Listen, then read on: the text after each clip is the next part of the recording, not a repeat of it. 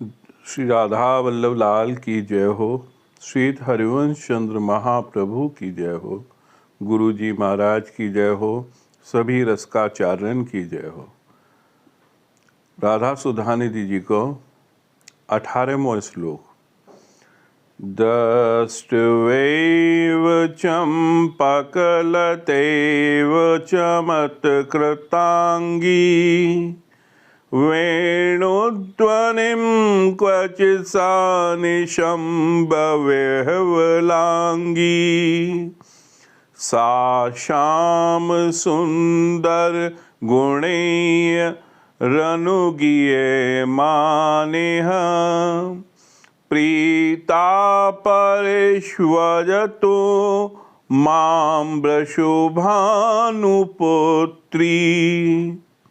अर्थ है, कहीं पथ पर मोर पंख देखकर प्रीतम का स्मरण होते ही चंपक लता के समान श्री राधा जी चमत्कृत, चौंकना या रोमांचित श्री अंग वाली हो जाती हैं, चमत्कृत श्री अंग वाली। और कहीं वंशी की ध्वनि को सुनकर विहल श्री अंग वाली श्री श्याम सुंदर के गुणों के गाए जाने से प्रसन्न हुई वे वृषभानुनंदिनी मुझे कब अपने हृदय से लगाएंगी। यह या श्लोक का अर्थ है। यही हमने पंक्तिबद्ध किया है, अर्थ को आशय रखते हुए।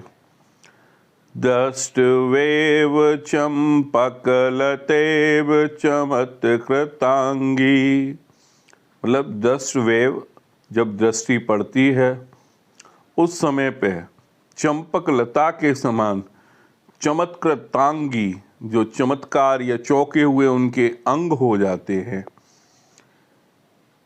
तो दृष्टि पड़ना मोर पंख पर हृदय की आकर्षकता है। यानी कि जब वह कोई अपनी नव श्रृंगार कुंज में जा रही हैं, वहाँ पथ पर मोर पंख को देखा तो प्रीतम को ध्यान आते ही वह दृष्टि पड़ना मोर पंख पर हृदय की आकर्षकता है। चंपक लता शक्तिशाली बने मणि मंत्र औषधि मोहकता है। ये चंपक लता बहुत शक्तिशाली हो जावे, जब वह संपर्क में आवे मणि मंत्र या औषधि के तो तुरंत ही पुष्पित और पल्लवित होने लगे। ये मोहकता है, इस प्रकार की मोहकता लिए हुए।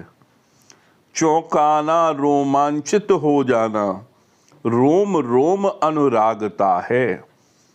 जब मोर पंख को देख के उनके अंग अंग में, रोम रोम में यह अनुराग, ये प्रेम आने लगो तो वहीं कही जाएगी अंगों का विलक्षण रूप प्रदर्शित हो विशब्दता है।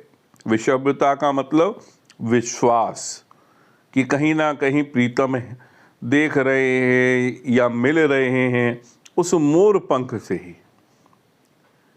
अब दूसरी पंक्ति।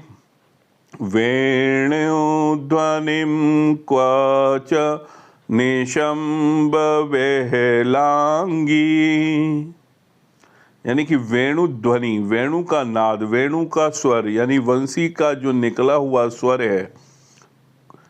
क्व यानी कि कहीं, च यानी कि और, निशम्ब यानी कि सुनकर, विह्वलांगी यानी कि व्यहलांग यानी कि व्याकुलता आ जाए। वेणुनाद जो यमुना उफान लावे मिलन की चाह आलिंगता है। यानी कि यमुना जी भी जब वेणु की ध्वनि सुने तो वह शांत स्वभाव को छोड़ उफान की तरह बढ़ने लगे। तो यह चाहना जो है वह मिलन की है, वह आलिंगिता है, प्रभु से आलिंगित होना चाह में। क्वच यानी कि कहीं और निकुंज को स्थान बता में, कहीं और निकुंज को वह स्थान बतावें, प्रीतम की लीला विदग्धता है। यानी कि कहीं ऐसा तो नहीं है कहीं श्याम सुंदर दूर खड़े निकुंज में कहीं से वंशी की ध्वनि ही दे रहे हैं, तो ये विदग्धता एक प्रकट रूप में उनकी लीला की दिखाई देवे यहाँ पे। निशंब यानी कि सुनकर वह नाद जग में कोई रुक पावे, यही प्रिया प्रीत परायणता है। यानी कि कोई संसार में ऐसा नहीं है कि जो उस वेणु ध्वनि को सुनने के बाद अपने आप को रोक पाए, और यही प्रिया की प्रीत परायणता है, यही प्रेम और अनुराग की परायणता कह सके, दोनों प्रिया प्रीतम की। वह लांगी यानी जो व्याकुलता है वो कैसी है, व्याकुल हो प्रिया को प्रीतम रूप दिखावे। ऐसी प्रिया व्याकुल हो गई हैं सभी अंग से कि वो प्रीतम का रूप दिखाई दे रहा है। निकट ते विरह प्रेम नागरता है, यानी कि वह निकट तो हमेशा है निकुंज में, फिर भी वह विरह को सुस्वाद देती हुई, वो ध्यान कराती हुई प्रीतम को, यह नागरता है। ये नागरता का अर्थ यहाँ चतुरता से है, ये प्रेम की चतुरता है, प्रेम को बढ़ाने को स्वरूप है। सा श्याम सुंदर गुणे रनुगिए मानिया, गुणे रनुगिए माने, जो रमणी है गान है उनका, उनके गुणों का। सा मतलब वह, संस्कृत में सा का अर्थ होवे वह श्याम सुंदर के वह गान, जब उनकी यह दशा देखी तो वहाँ पे सखी उस तरह को गान करें। वह श्याम सुंदर जब प्रेम से सुनावें, प्रिया मृदुता सरलता कम बढ़े व्याकुलता है। जब वह श्याम सुंदर की बंसी की आवाज़ जब उन्हें सुनाई देवे, तो वह जो मृदुता और सरलता से स्वरूप हैं वह थोड़ा सा कम होके व्याकुलता की तरफ बढ़ जावे।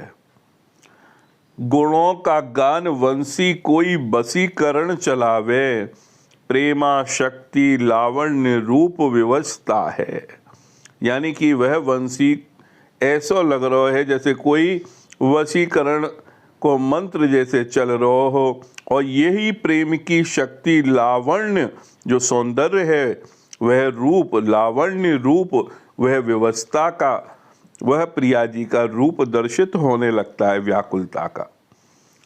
रुचि पूर्वक सुनने से अंग अंग अनुराग, यानी कि उनके अंग अंग में वह प्रेम रुचि पूर्वक जब वह सुन रही हैं, सौंदर्य लालित की विचक्षणता है। विचक्षणता, विचक्षण जिसको बोलते हैं प्रकाशवान या चमकदार, या और भी ज़्यादा कहें तो पारदर्शी, जैसे कांच की तरह एकदम साफ साफ दिखाई देता है। वह रूप उनका जो उनके अंग अंग में अनुराग हो रहा है, वह उस समय प्रदर्शित होने लगे हैं। भाव का वेग उद्वेलित हो प्रिया को बुलावे, प्रेम सागर उमड़े वही आपलोता है। यानी कि आपलोतता यानी कि डूबा हुआ या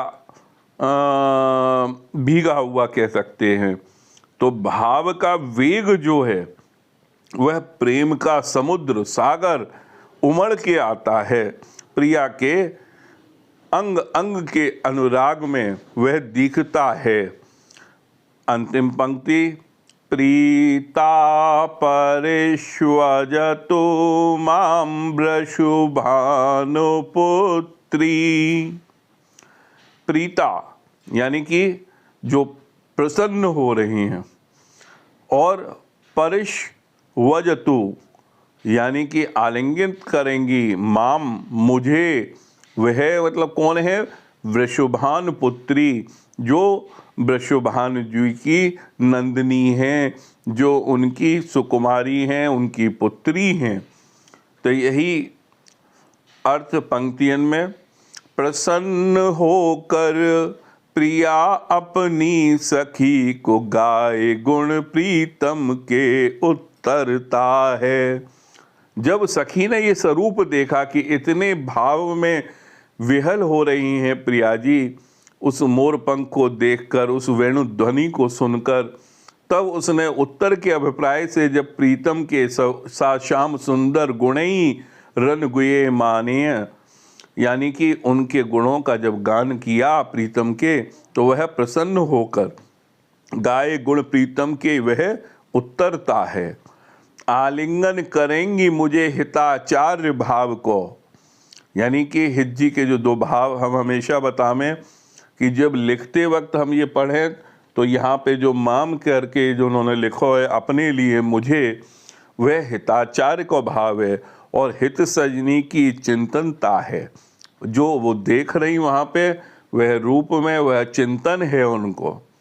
और वृषभान की सुकुमारी प्राप्त कृपा हो, वृषभान की सुकुमारी प्राप्त कृपा हो, उनकी जब कृपा हो जाए, सरलता स्वभाव की वात्सल्यता है, यानी कि उनके सरल स्वभाव की ये वात्सल्य रूप है।